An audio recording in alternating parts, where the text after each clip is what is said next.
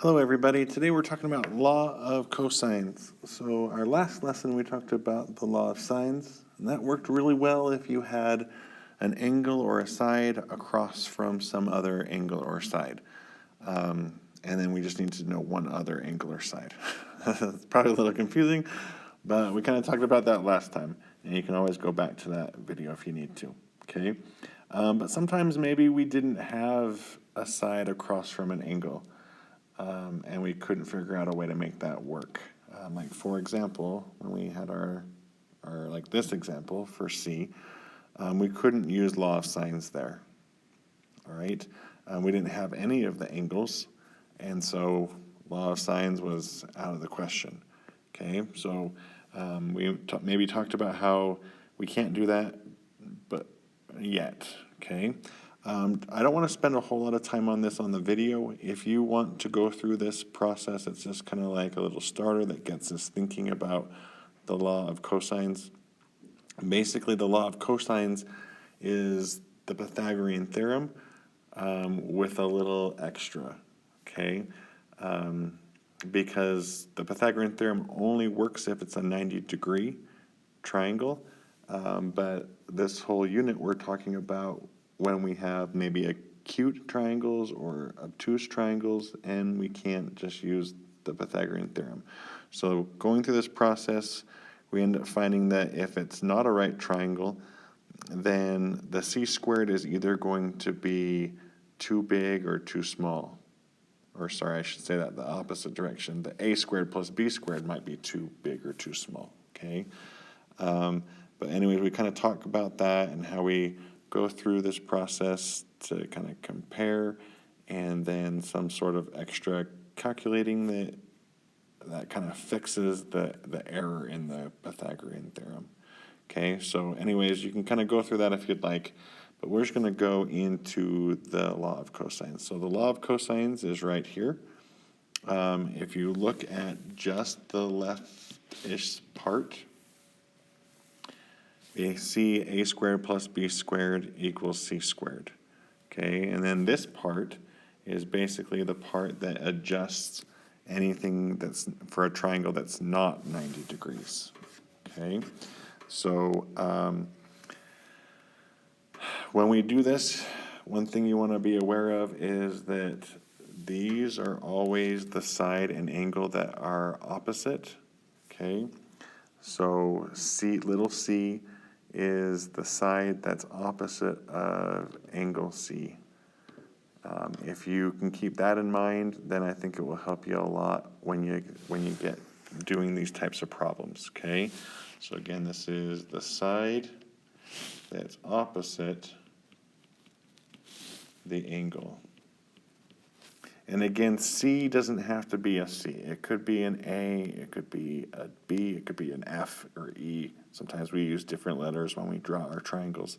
Okay, and then A and B, again, those have to be the included angle. C, right? So we'll do a few examples of those in a minute. Okay, well, why don't we go straight to that? So here we have a few of those examples. Again, here we are using angles B, and what's across would be little b. And what we wrote up here, we were using C's. So again, it doesn't really matter. We just need to find the angle, and they want us to find the side that's across from it. That's side AC, or again, we could just call that little b. And we need to have the two included side, or the sides that are touching that angle. Okay, so B has to be included in between. All right, so then we could write down our equation. Again, we're going to do B squared.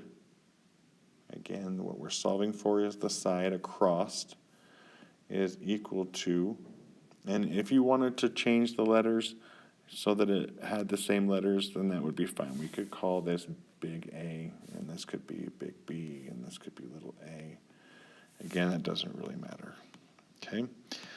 All right, so we have B squared equals, and then we're going to use the two sides that are touching angle B. So we'll do 24 squared plus 30 squared. And then we do the correction, so we subtract 2 times, again, those same two sides, so 24 and 30, times cosine of our included angle, so 130. All right, so you could put this part into your calculator. Well, maybe we'll do it for this example. When we put this all in, we would end up getting that b squared is 2401.61. Okay, so if you do this kind of middle step, you need to make sure that you have enough decimals so that when we finish the last part, that you would get something that's still pretty accurate. Okay, if you don't include enough decimals, then you get these rounding errors that could make it so it doesn't give you the right answer when you put it in. So I'd maybe even include more decimals than that. And then from there, we just need to get b by itself. So we would need to square root both sides, and we'd get 49.01 miles. Okay. So let's try one more, and what we're going to do is we're going to just plug the whole thing at one time. So if we look at this triangle, again, they want us to know BF or DF, so that's our little E. That's across from our angle. So we're going to do, maybe I'll put it over here on this side. So we'll do E squared equals, and again, we want to find the two sides that are touching the angle. So we would do 8 squared plus 7 squared. Subtract 2 times those same two numbers, 8 times 7, times cosine of our angle, so 34. So this is what I was suggesting, that instead of like putting this into your calculator and then square rooting it, I would maybe encourage you to just square root both right now and then put this all into your calculator. Okay. If you do that, then you don't have to worry about the rounding in between, making sure that you have enough decimal places. So here we get 4.49 yards. Okay, so the challenge, again, is first off remembering the equation and then making sure you know how to plug it in correctly. If you can get those two things, then it's pretty easy, okay? I guess maybe it might be a little hard to type it into your calculator too. But if you have any questions, please let me know. All right, so that's great when we are doing, again, we use this when we have side, angle, side. So we have a side, so here we have a side, and then an angle, and then a side. Okay, so we have side, angle, side. But sometimes we also have problems that look like this. And this is side, side, side. We had an example of that from our last lesson. We weren't able to do it because the law of sines didn't work for side, side, side. But we sure can now. Okay, so over here, you see another equation. It is the exact same equation. It's just solved for the angle instead of the side C. Okay, so how we end up getting here, again, if we were to do this, and I'm going to try not to make it too messy here.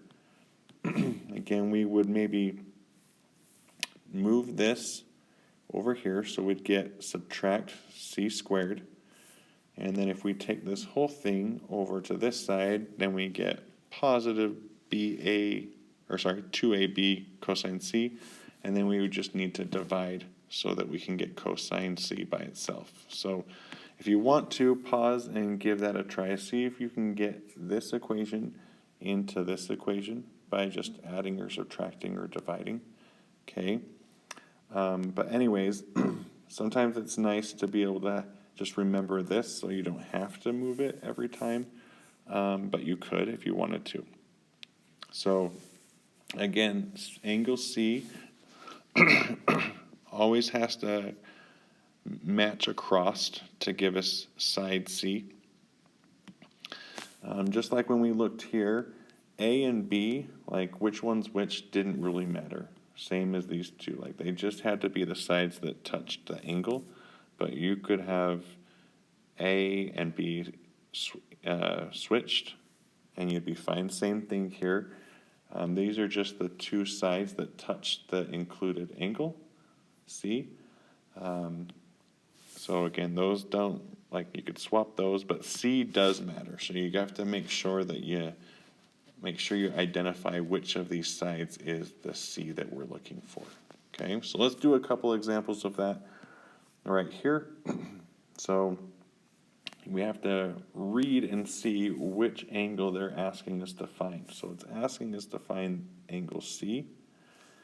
Again, what's across from that would be little c. So this would be little c. Okay, so we'll set up our equation.